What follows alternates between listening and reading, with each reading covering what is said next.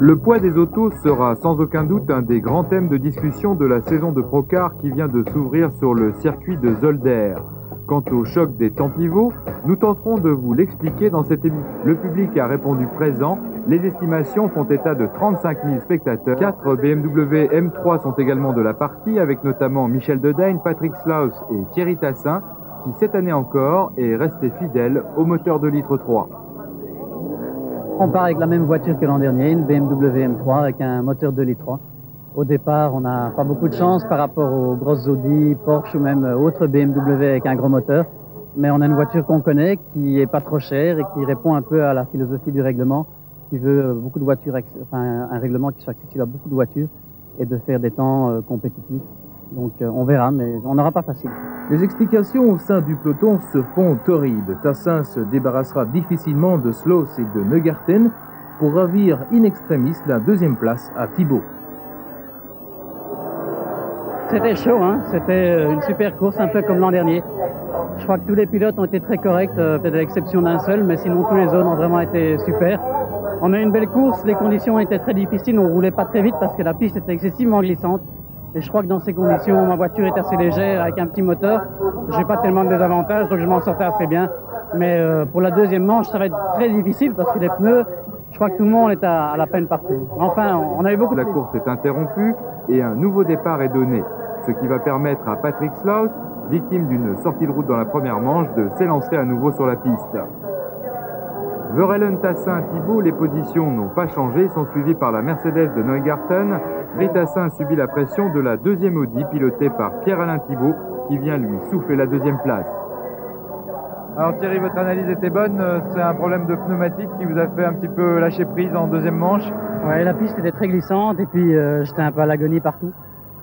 Et comme j'ai pas eu de chance l'an dernier, je me suis dit cette année-ci je vais assurer une troisième place, c'est inespéré. Donc avant le week-end, j'aurais signé à demain pour être 2 fois sur le podium, donc tant mieux. Pour la suite des aventures du Procar, rendez-vous la semaine prochaine à Colmar-Berg.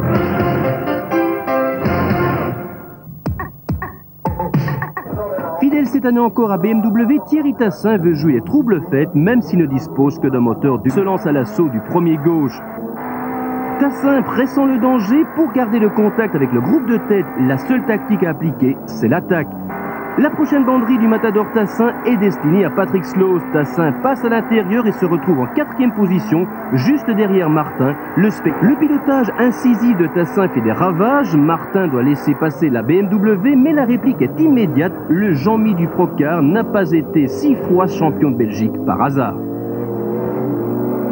20 fois sur le métier, remettez votre ouvrage. Boileau ne connaissait pas la compétition automobile, qu'importe. Tassin, lui, est récompensé de cela. Tassin fond sur la Porsche, mais Van Dalen n'a pas dit son dernier mot. Ce premier accessite, il y tient comme à la prunelle de ses yeux.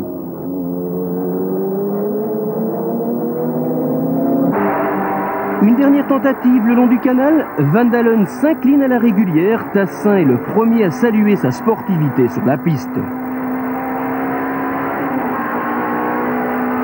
Verheulen, Tassin, Van Dalen, Thibaut, le quartet de cette première manche, mais l'ordre définitif n'est pas encore connu. Slaus occupe la 5e place.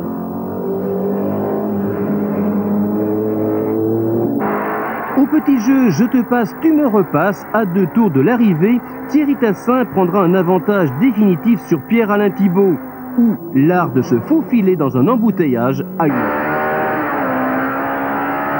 Retour sous la grille avec Thierry Tassin, auteur d'une superbe remontée. J'ai eu beaucoup de chance parce que la piste était glissante, très glissante. Alors, comme j'ai une voiture assez légère, je m'en sortais bien, elle tenait bien la route. Et on a vraiment vécu une course exceptionnelle. J'ai eu la chance à 2 tours de la fin, doubler, qui a gêné Pierre-Alain Thibaut et j'ai pu repasser au... Verheulen se montre le plus véloce, Tassin n'est pas loin, suivent Thibaut, David et Neugarten, grands bénéficiaires de l'accrochage des Peugeot. Tassin, juste derrière Verheulen, l'ancien vainqueur des 24 heures, ne veut pas se laisser distancer. En tête, Verheulen joue les métronomes, Tassin s'accroche, mais ses pneumatiques se dégradent. Pierre-Alain Thibaut attend patiemment la suite des événements de ce rendez-vous du New Race Festival en seconde manche. Verheulen inabordable, Thibaut qui offre le doublé à Audi et Thierry Tassin qui réalise la bonne opération du week-end à Zolder.